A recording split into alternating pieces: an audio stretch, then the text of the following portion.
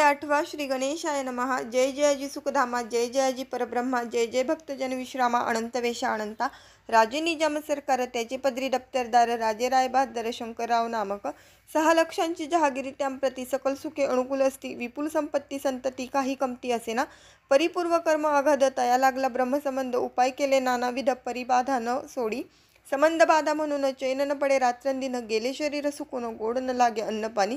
नावडे भोगविलास सुखोपभोग कैसा त्यांचा, निद्रा नयची रात्रंदिवस चिंता नले पोळले, केली कित्येक अनुष्ठाने तैसीच ब्राह्मण संतर्पणे, बहुसाल दिडली दाने या आरोग्य व्हावे म्हणून या, विटले संसार सौख्यासी त्रासले या भवयात्रेसी, कृष्णवर्ण आला शरीरासी रात्रंदिन चैन नसे, कोणालागी जावे शरण मजवरी कृपा करील कोण, सोडविल व्याधीपासून ऐसा कोण समर्थ.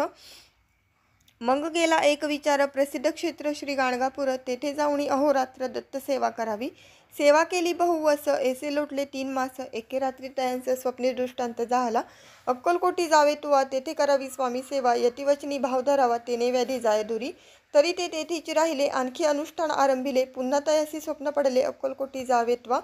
हे जाणून हित गोष्टी मानसी विचारून शेवटी, त्वरित आले अक्कलकोटी प्रिय पत्नी सहित, तया नगरीच्या नरनारी कामधंदा करिता घरी, स्वामीचरित्र परस्परी प्रेम भावे सांगती, कित्येक प्रातस्नाने करुणी पूजा द्रव्ये घेऊनी, अर्पावया समर्थ चरणी जाती अति त्वरेने.